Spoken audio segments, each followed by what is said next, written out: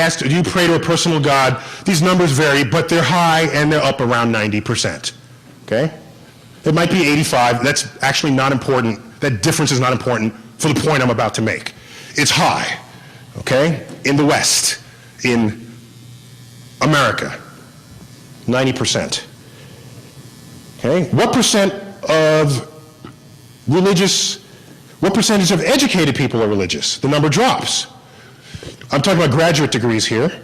Among all people with masters and PhDs, the religiosity drops. Somewhere around 60%, might be 65. The point is, it drops with education level. Now let's bring in scientists. How about what percentage of scientists in America are religious? You average over all the branches, it's about 40%, maybe 35%. In there's a range, of course. Biologists, physicists, astrophysicists are lower. The sort of engineers and mathematicians are higher. So it averages out to about 40%. So this looks like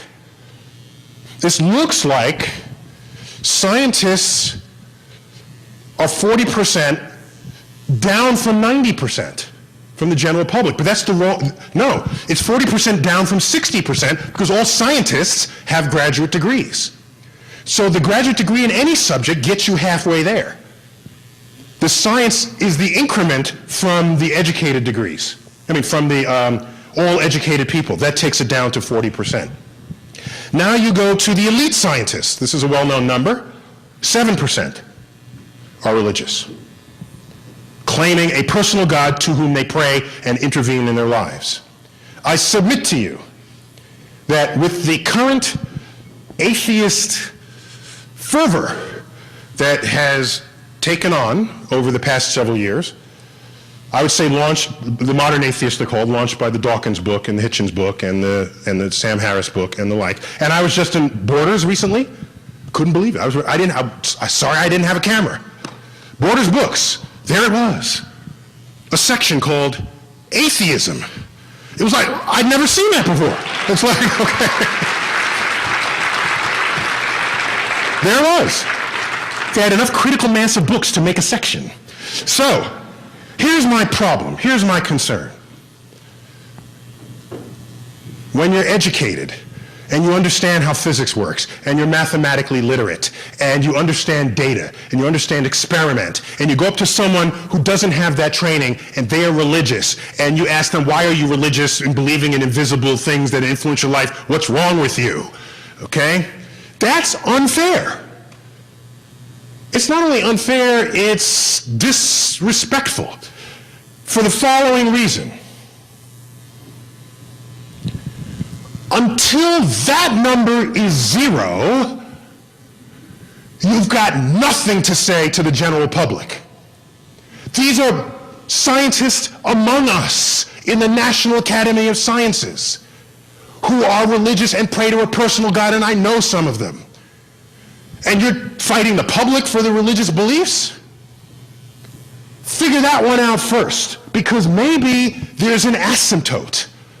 Maybe you can't change everybody. Maybe that's telling us something. Maybe there's something in the brain wiring that positively prevents some people from ever being an atheist. And if that's the case, in a way, they can't help it. And you'll never know it because you're not one of them. So I ask you, first, for compassion with the public, but you should target your exercise and your experiments on understanding that number. Because that's not 0. Yes, it's low, but it's not 1%, it's not 0.5% or 0.1%. It is 7%. 1 out of 14. If this were the National Academy of Sciences with 900, you'd have 100 people in here. Did I do that right? 7%? 65. Carry the 2. What, 65? Sorry, 7 times 9, yeah, so 6, yeah. You have 65 people in here among elite scientists praying to their personal God. So, now, I don't care, I actually personally don't care what people want to believe. This country was founded on religious freedoms. That's how that happened, okay?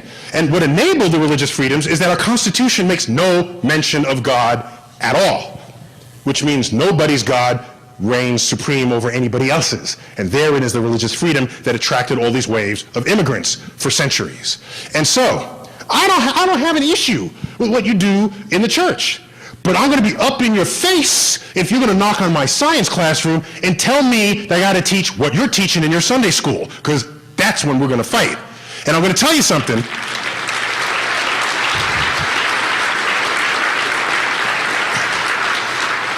There's no tradition of scientists knocking down the Sunday school door, telling the preacher, that might not necessarily be true. That's never happened. There are no scientists picketing out front of churches. There's been this coexistence forever. So to have the religious communities knocking down the science door, there's something wrong there. And I think back to Al-Ghazali and the 12th century and the fall of that intellectual empire. And it's got me scared in America. I wrote, do you remember that case in Jersey where this middle school kid, forgive me, I forgot his name, I met him, Matthew LeClaire, do you remember this?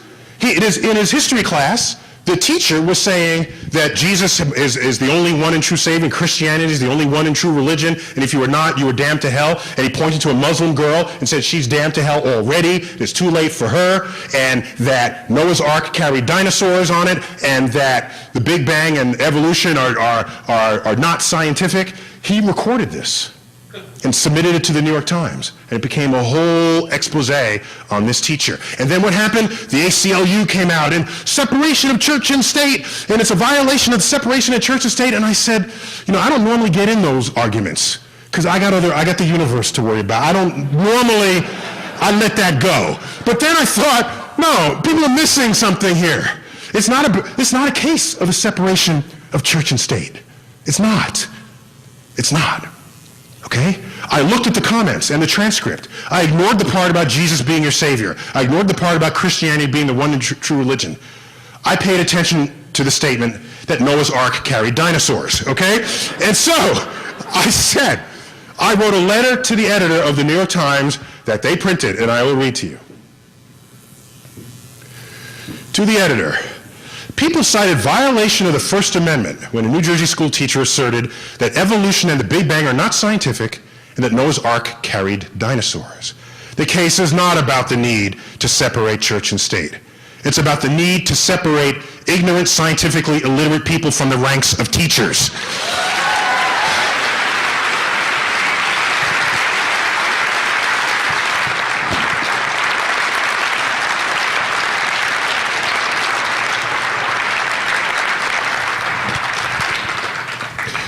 Let's fix this one once and for all, okay?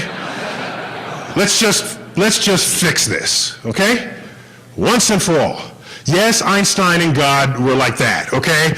It's like God doesn't play dice with the universe. It turns out God does. That's what quantum mechanics is all about. He was wrong about that, okay? He mentions God a lot. And so all the religious people like claiming him because he's famous and he's unimpeachably smart. And if you get famous, smart scientists in your camp, that boosts your camp, okay? But let's straighten this out once and for all. Here's a letter from Albert Einstein in his later years, 1954, a couple of years before he died. It was, of course, a lie, what you read about my religious convictions. A lie which is being systematically repeated. I do not believe in a personal God, and I've never denied this, and have expressed it clearly. If something is in me which can be called religious, then it's the unbounded admiration for the structure of the world